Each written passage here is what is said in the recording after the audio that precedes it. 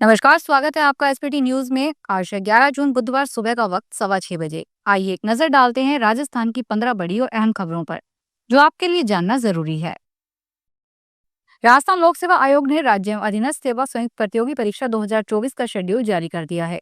जिन उम्मीदवारों ने प्रारंभिक परीक्षा पास की है, वे आयोग की आधिकारिक वेबसाइट से डिटेल नोटिस डाउनलोड कर सकते हैं। जारी शेड्यूल के मुताबिक आरपीएससी आरएएस मेन एग्जाम का आयोजन 17 और 18 जून 2025 को 2 शिफ्टों में किया जाएगा।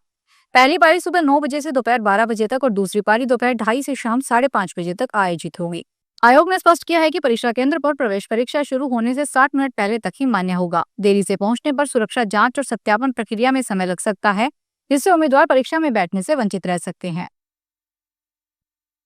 राजस्थान में भ्रष्टाचार निरोधक ब्यूरो ने मंगलवार को झुंझुनू जिले में कार्यालय सहायक अभियंता एवीवीएनएल ओआरडीएम एंड चिड़ावा के सहायक प्रशासनिक अधिकारी नरेंद्र सिंह एवं सहायक अभियंता आजाद सिंह को 30,000 रुपए की रिश्वत के मामले में गिरफ्तार किया है। ब्यूरो के महानिदेशक डॉक्टर रवि प्रकाश मेहरा ने बताया कि एसीबी चौकी झुंझुनू को परिवादी ने शिकायत दी थी कि वह प्रधानमंत्री सूर्य घर योजना के तहत कार्य करता है और आजाद सिंह एवं नरेंद्र सिंह उसकी फाइलों को अप्रूव करने की एवज में उससे 40,000 रुपए की रिश्वत मांग रहे हैं।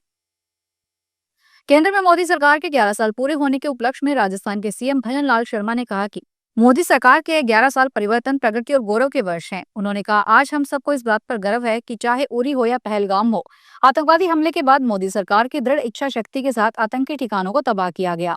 सीएम मंगलवार को प्रदेश भाजपा कार्यालय में आयोजित प्रेस ब्रीफिंग को संबोधित कर रहे थे। उन्होंने कहा, अभी हाल ही में पहलगाम में हुए कायलाना हमले के बाद पीएम मोदी के साहसिक निर्णय से भारतीय सेना ने ऑपरेशन सिंदूर चलाकर सीमा पार के आतंकी ठिकानों को नष्ट करके 150 से अधिक आतंकवादियों को मार गिराकर भारत की शक्ति को प्रदर्शित किया, जो मोदी सरकार के आतंकवाद पर जीरो टॉलरेंस की नीति को दर्शाता है।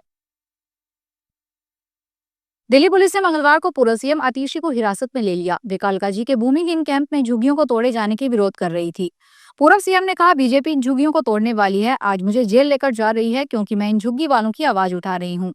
बीजेपी सीएम रेखा गुप्ता जी, आप लोगों को झुग्गी वालों की हाय लगेगी। बीजेपी कभी वापस नहीं आएगी, इन गरीबों की हाय लगेगी।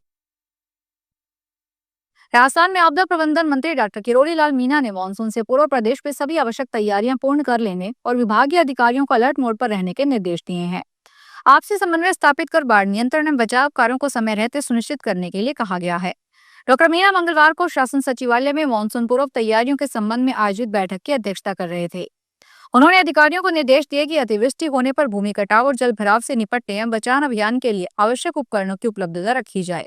उन्होंने वज्रपात के खतरे से निपटने के लिए आवश्यक इंतजाम करने के निर्देश दिए। उन्होंने कहा कि अधिकारी भारतीय मौसम विज्ञान विभाग से निरंतर समन्वय स्थापित करना सुनिश्चित करें। केंद्रीय कृषि एवं किसान कल्याण मंत्री शिवराज सिंह चौहान विकसित कृषि संकल्प अभियान के अंतर्गत बुधवार को उत्तरी दिल्ली के गांवों में जाएंगे और किसानों से मिलेंगे। केंद्रीय कृषि एवं किसान कल्याण मंत्रालय ने मंगलवार को यहां बताया कि श्री चौहान दोपहर में उत्तरी दिल्ली के गांव तिगीपुर और बख्तावरपुर में किसानों से बातचीत करेंगे। इस अवसर पर कृषि विज्ञान केंद्र और भारतीय कृषि अनुसंधान संस्थान के वैज्ञानिक एवं अधिकारी साथ रहेंगे। राजस्थान के राज्यपाल हरिभाऊ बागड़े मंगलवार को 1 दिवसीय दौरे पर अजमेर पहुंचे। राज्यपाल की ओर से सिविल लाइन स्थित रीट कार्यालय में जिले के अधिकारियों के साथ राज्य और केंद्र की योजनाओं को लेकर समीक्षा बैठक की गई। इस दौरान राज्यपाल ने सवालों के जवाब नहीं देने पर डीएसओ फर्स्ट को फटकार लगाई। दरअसल राज्यपाल हरिभाऊ बागड़े डीडवाना कुचामन जिले के अधिकारियों के साथ बैठक को लेकर मंगलवार को अजमेर पहुंचे थे। अजमेर के रीट कार्यालय में जवानों की ओर से गार्ड ऑफ ऑनर भी दिया गया। इसके बाद रीट कार्यालय में जिले के प्रशासनिक और पुलिस अधिकारियों के साथ बैठक आयोजित हुई।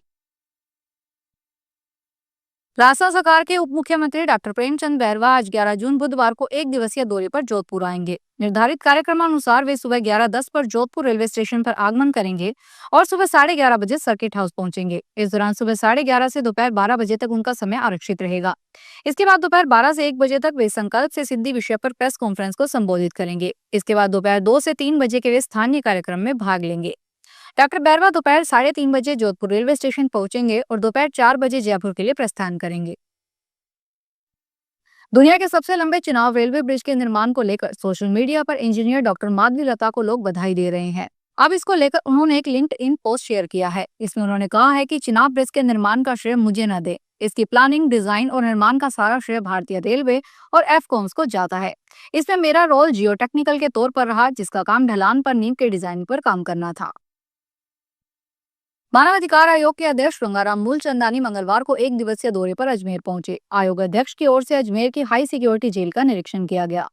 3.5 घंटे तक चले निरीक्षण के दौरान आयोग अध्यक्ष ने 120 से ज्यादा बंद हार्डकोर अपराधियों से एक एक कर बातचीत कर समस्याओं को सुना। हाई सिक्योरिटी जेल पहुंचने पर जवानों की ओर से गार्ड ऑफ ऑनर दिया गया। आयोग अध्यक्ष गंगाराम मूलचंदाली ने मीडिया से बातचीत में कहा, निरीक्षण में कोई भी गंभीर समस्या सामने नहीं आई है।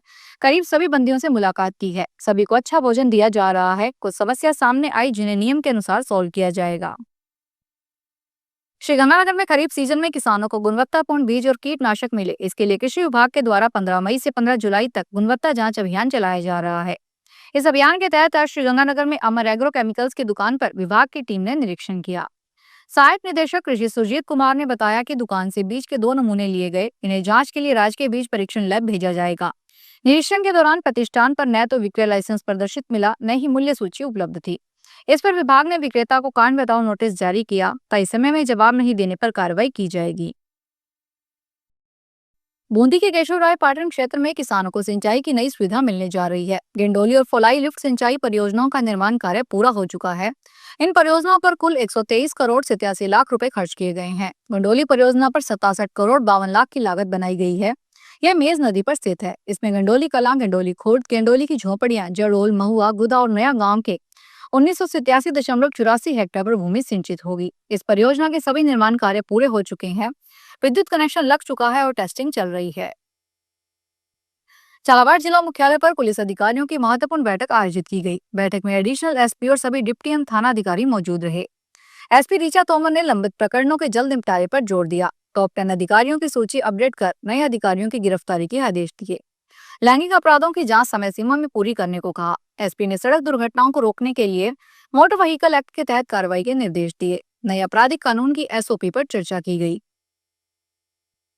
राजस्थान के पोखरण क्षेत्र के भनियाना उपखंड अधिकारी के नेतृत्व में प्रशासनिक टीम ने गांव के राजकीय सामुदायिक स्वास्थ्य केंद्र व पंचायत समिति भनियाना कार्यालय का आकस्मिक निरीक्षण किया।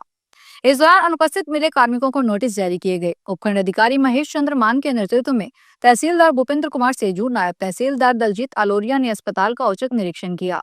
उन्होंने अस्पताल परिसर, वार्डों, प्रयोगशाला, चिकित्सा कक्ष आदि का निरीक्षण कर व्यवस्थाओं का जायजा लिया। हरगानगढ़ के कैनाल कनौली स्थित महात्मा गांधी सरकारी स्कूल में सत्र 2025-26 के लिए प्रवेश प्रक्रिया शुरू हो गई है। स्कूल प्रिंसिपल गुरमीत सिंह ने बताया कि 7 मई से शुरू हुई आवेदन प्रक्रिया 15 जून तक चलेगी। अभिभावकों को शाला दर्पण या क्यूआर कोड के माध्यम से ऑनलाइन आवेदन करना होगा। प्राप्त आवेदनों की सूची और कक्षावार रिक्तियों की जानकारी 16 जून को नोटिस बोर्ड पर लगाई जाएगी। 17 जून को लॉटरी निकाली जाएगी और 18 जून को चयनित विद्यार्थियों की सूची जारी होगी। प्रवेश प्रक्रिया 19 जून से शुरू होगी। तो ये थी आज की टॉप 15 बड़ी खबरें। अगर आप चाहते हैं कि हर सुबह ऐसे ही अपडेट्स, तो चैनल को सब्सक्राइब करना ना भूलें। वीडियो को लाइक करें, कमेंट करें और शेयर भी जरूर करें। फिर मिलेंगे अगली बुलेटिन में। धन्यवाद।